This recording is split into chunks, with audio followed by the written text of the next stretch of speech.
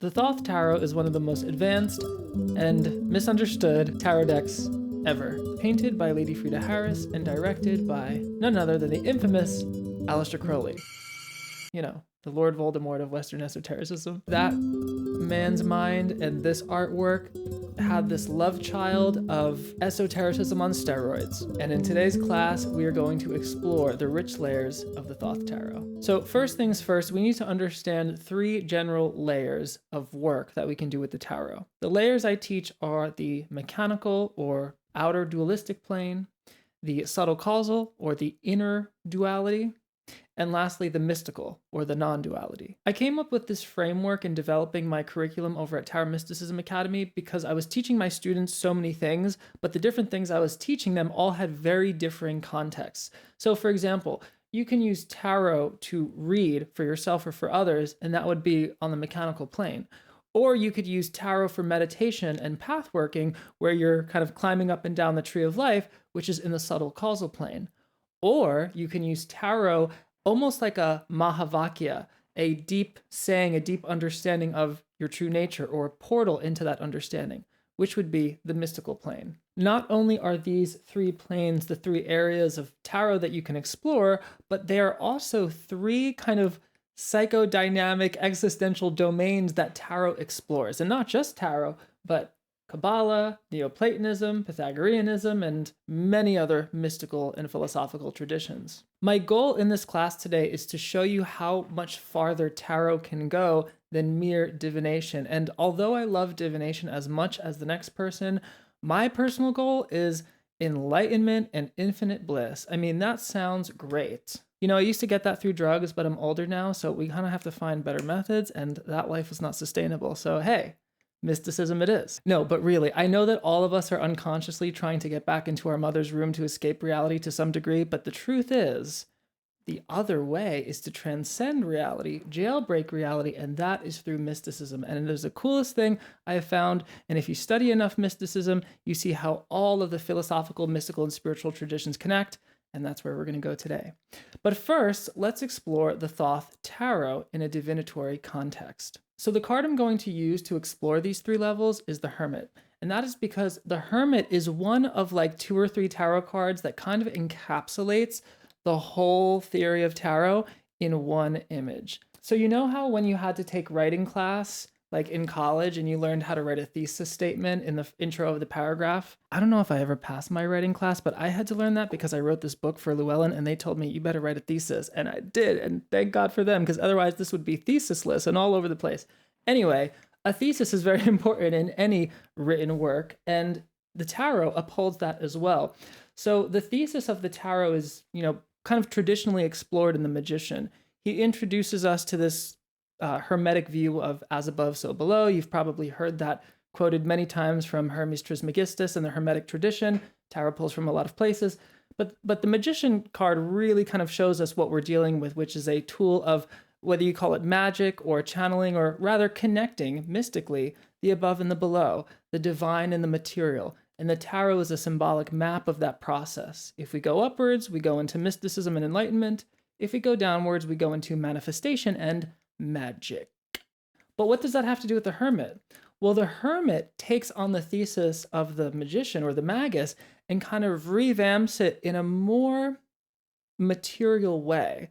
And I think the way that the thesis is repeated as a motif in the Hermit is going to be more digestible for the work that we're going to explore today. Also, the Hermit is just one of my favorite cards. So what do you think of when you see the Hermit?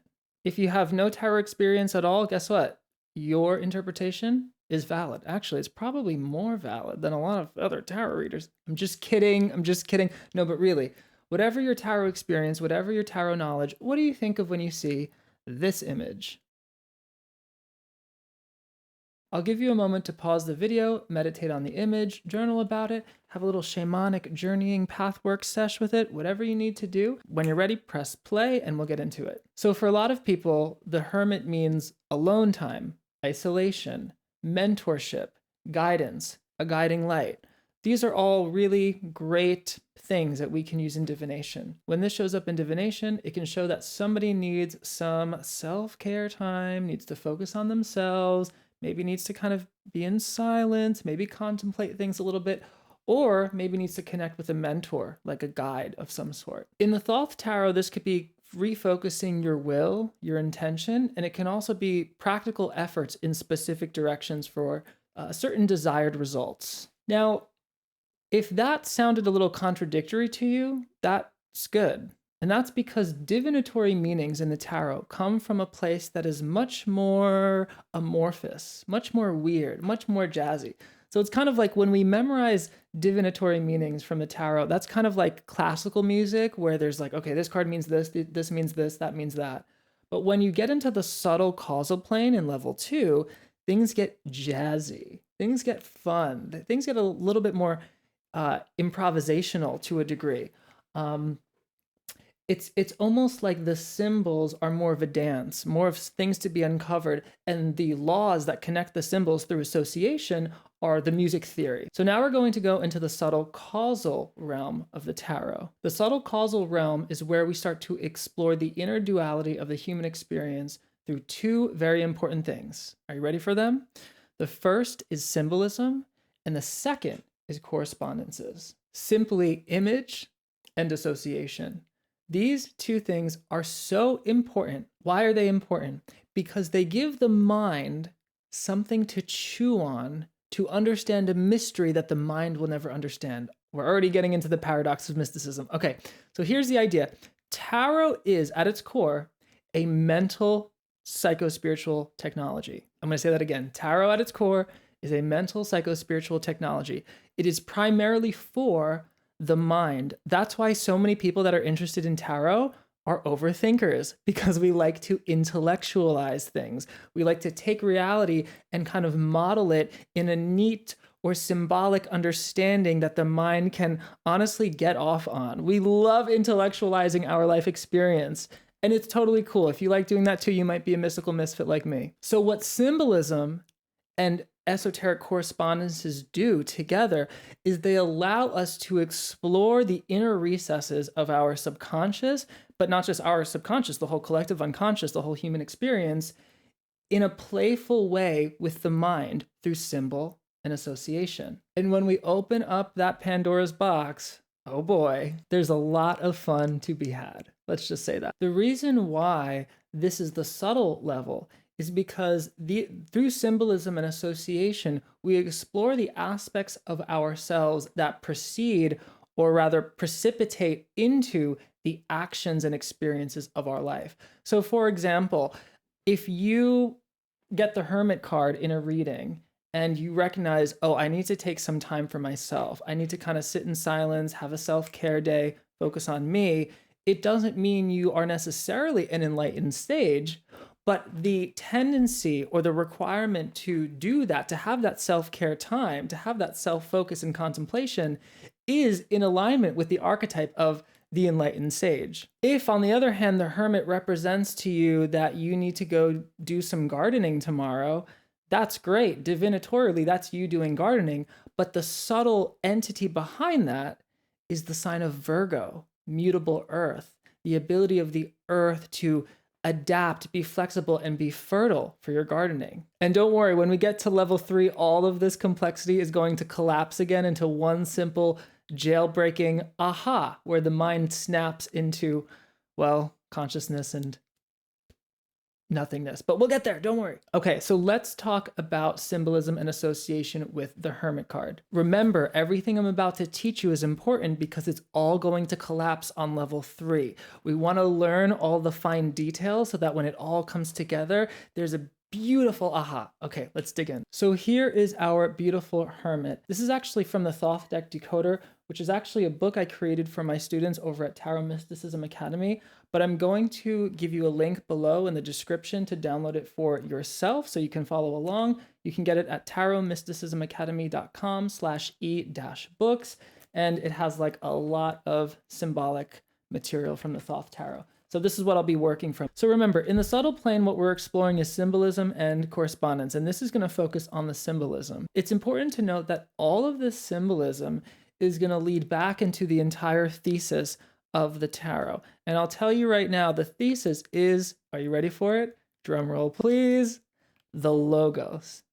If you followed my work for a while, you know I'll take any excuse to talk about the logos. So what is the logos? The logos is, one way we can explore the logos is the reason that the universe exists, or we might call it the will of God, or the word of God. But I think a better way to understand it is the paradoxical happening of being itself. The fact that being is. Yes, we're going there. Whenever you see paradox in spirituality or mysticism, that's important. Whenever you see meta or paradox, go in that direction because that is good for you. It can lead to enlightenment. All right, so logos is the paradox of being itself. And we're going to get more to that when we go up to level 3. But let's stick with level 2 right now with the symbolism. So what do we see here? We see white hair of the hermit in the upper left part of the card. Why white hair? Well, it may refer to one of the magical names of Keter. Keter is the first Sephira on the Tree of Life. And without going into a whole nother side tangent on Hermetic Qabalah and the Tarot, just know that it's essentially the Godhead, the gaudiest God part of God there ever did God. Does that make sense? So as in, it's not an embodied or personified visual God or an experience of God or a personal God. It's like the central core, ultimate, highest godness there is. So that's pretty epic, right? So the white hair refers to one of the magical names of Keter, which is white head. We might also interpret this as the ibis-headed god of Thoth. So I have to admit something. When I first got this deck, when I was like 10 years old or so, I looked at this head in the upper left and I saw that this strand of hair that's reaching downwards, the lowest reaching strand of hair, I thought that was kind of a beak and that the hair was just the head of the, I guess, ibis figure. It almost looked like an eagle to me. That's just me, but now I don't quite see it as much anymore. But now looking back on it, I can see how there might be a little ibis reference there. I don't know. What's important to know is what the head is looking at. The head is looking at this egg with a snake wrapped around it. This is called the Orphic egg. And the Orphic egg represents anything manifest that has come manifest through some sort of duality. So remember how I said this subtle causal plane is all about the inner duality. The thesis of the tarot and the logos and the magus and a lot of mystical philosophy is how does something come out of nothing? Crowley even talks about this, and I talk about it in my book, Tarot Mysticism, this whole idea of 0 equals 2, or 0 equals +1 minus 1. How 0, pure nothingness, the universe, being, God, whatever you want to call it, can separate and divide itself into disproportions to create experience, to create the precipitation of matter and mind and all the stuff that we experience in form. So a fun symbol to explore that, especially in the context of materialization, is this Orphic egg. And this hermit right here, unlike the ascetic, chaste hermit of the Rider-Waite-Smith tarot, this guy is horny for that Orphic egg. So we got the hermit, who in some ways represents God, but also represents the logos. And we got the Orphic egg, which represents the materialization of reality through duality. But then we got the sun right here. So in Aleister Crowley's time, everyone was all about exploring the sun as a symbol for the phallus. Crowley was no stranger to sex magic. In fact, he was a huge fan and promoter of sex magic, and not everybody recovered from it. Hey, I'm not going to kink shame anyone. It's all valid as long as everyone's having a good time, right? Anyway, the Thoth Tarot gets sexual, and Crowley's not the first person to make tarot or mysticism sexual. Sexuality is an amazing metaphor for mysticism because when you unite with God or the divine or the universe, it can be easily compared to the ecstasy of sex, to the union of sex. When you are so completely surrendered in the vision of your beloved that for a moment you don't exist anymore. Well, that's a very powerful idea that the hermit definitely carries. The hermit is the will, and we might interpret the hermit to be in some ways the sexual will, but not just materially like in our bodies, but our will to exist, our will to procreate or create something or take a form and impress it upon a subject in order to create a desired result, which is the aim of magic, yeah? Using a medium to impress your desire, and in so doing, it is reflected into the world. That is what's happening in this hermit card. We have this lusty hermit staring at this Orphic egg, which represents the material possibility, and he is impressing upon it his will through the sun. Speaking of sex, if you hadn't noticed, on the bottom left part of the card, there's a little sperm cell. He's a little cutie, isn't he? He is a homunculus. Now, this homunculus is not quite the one from Full Metal Alchemist. It was actually an antiquated theory of how we are born. This is important, how we are born. Remember, this is all going to connect and come together at the end, so pay attention. So the homunculus here represents a kind of semi-formed little human in that sperm cell. It represents how people thought that humans were born. We were kind of fully formed, our bodies, in sperm cells, and then we kind of grew when we merged with the egg, which is what's going to happen in this image, as the sperm cell, being part of the hermit, is going to meet the Orphic egg, get jiggy with it, and create something awesome, hopefully. It's this alchemical process of, again, impressing a form onto something else to create a desired result. As the Gen Z kids say these days, let 'em cook. From a planetary and ecological context, we can explore this card as representing the literal sun of our solar system, shedding its light and thus life energy onto the earth, this Orphic egg right here, which takes the light and through the plant's photosynthesis, creating sugar and feeding an entire ecosystem. And the direction of that whole process is the hermit, representing God and the very will of the universe to do what it's doing, the very will of our solar system, the very logos itself. As you can see, in the subtle plane of tarot, we're exploring concepts that are beyond our one life, because we, as living humans, are all taking part in this kind of procreative process. We were born, we are creating, we are working with the energy of the sun's light through eating, or I don't know if you can do photosynthesis. I can't because I'm not a plant, but you get the idea. The subtle causal plane, this inner duality that we are exploring through the tarot, is so wide. There's so many other ways to look at it. So beyond symbolism, now we're going to explore the Kabbalistic and astrological correspondences. I know, it's so much information. Who needs correspondences? Nobody does. But nobody needs to go to college either, and college is pretty awesome. No, seriously, like I understand that correspondences are a lot to memorize, but if you want a thorough understanding of the tarot and you want it to do a lot of cool stuff, you should know the theory. It makes it so much deeper. So I'm going to read some stuff from my book, Tarot Mysticism, to explore the correspondences, and then when we get to level 3 in this class, we're going to bring it all together in a Zen headbutt that is going to turn your mind inside out.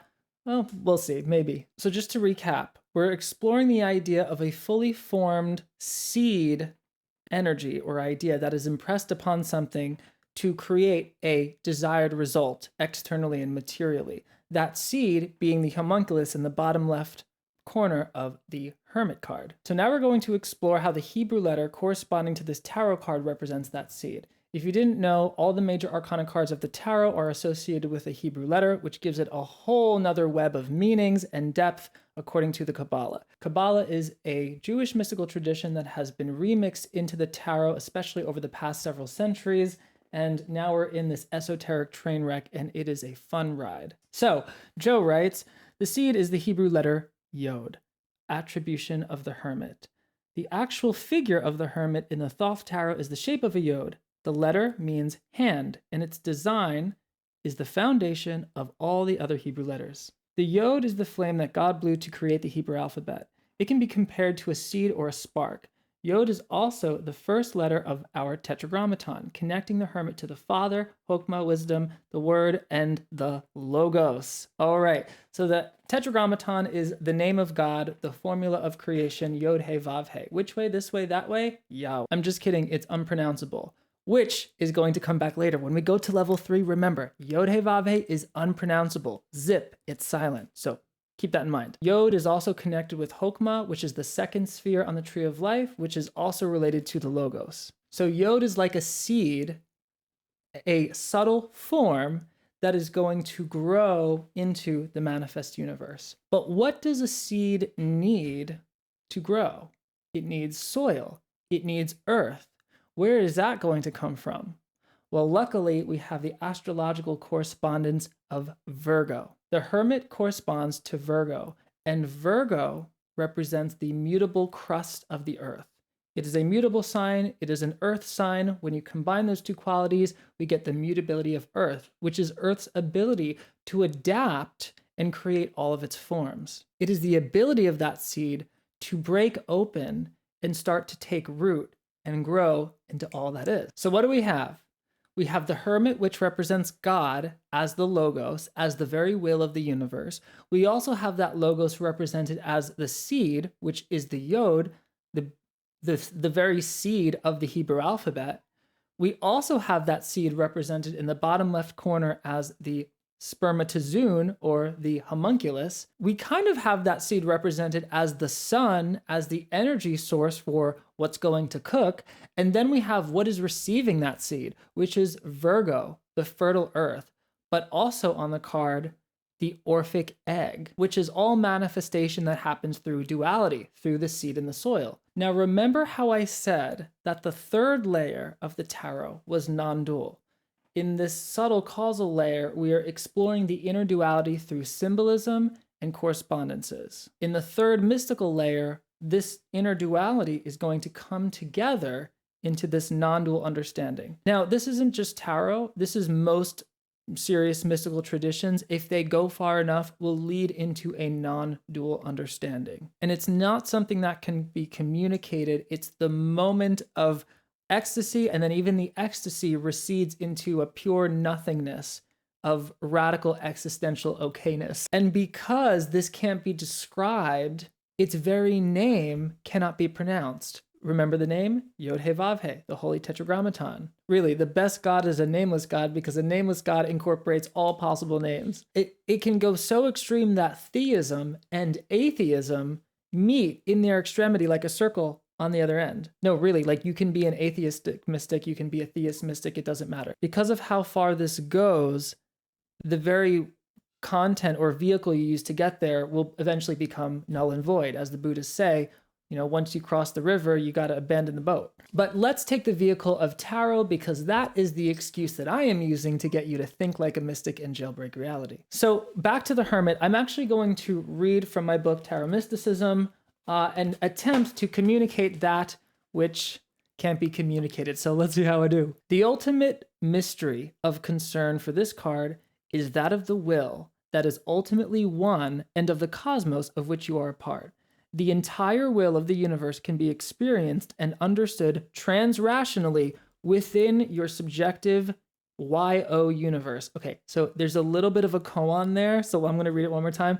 The entire will of the universe can be experienced and understood transrationally, meaning out of the rational mind, within your subjective universe. Wait, what? Then how is it within my universe if it's transrational? We can express it through every possible symbol, commentary, and scripture, but it is ultimately ineffable, as the Hermit is quiet and the Tao is nameless. Remember, we were talking about all the way in the beginning of this class, I was talking about how the Hermit can just simply represent a need to be in silence, right? This may appear to be some lofty philosophy, but the truth of it is revealed in the most mundane daily expressions here on earth itself, in the always changing mutability of matter and Virgo. Okay, what do I mean by that? It's like when you watch a seed sprout, does it make any noise? Does it have any desire or attachment or chatter or rigmarole? No, it just is. And in the silence of that happening, it's so literally natural. It's nature. Okay, all events, however loud, occur amid a background of vast silence. It is that vast silence that is most characteristic of the Hermit, and by extension, the Logos. This silence can be further interpreted as the lack of reason and the lack of because. Okay, here we go. And then I'm going to connect it to Crowley. Ready? So the Hermit is obviously silent. He's a sage. Yet he represents the Logos. And the Logos can be interpreted as reason, the very reason for the universe to exist. So how can that happen? How can the very reason of the universe exist be silence itself? Play with that a little bit. And in that contradiction, there is the aha. Ultimately, there's nothing to do, and yet there is doing. Or rather, there is being. There simply just is, even though there is all the doing. So how do we connect this to Crowley? So I say the silence can be further interpreted as the lack of reason, the lack of because. And then I pull a Crowley quote in here that says, may because, in capital B, so he's using because as like an entity, may because be accursed forever. If will stops and cries why, invoking because, then will stops and does not. So there he answers us. If will questions itself, why is there this will, then it will become nothing and it won't happen. Ultimately, if there is a reason why you are doing something, then just don't do it. Do things for the purpose of themselves. Now, that can be some nice self-help advice, but if we apply that to the universe, then we see the perfect pointlessness of it all. If you had fun with me today, I have so much more where that came from. You can subscribe to my YouTube channel to get more classes at youtube.com/joemonteleone. If you'd like more on the Thoth Tarot, check out this playlist right here. It'll take you even deeper into the wormhole. Much love, and I'll see you in the next one.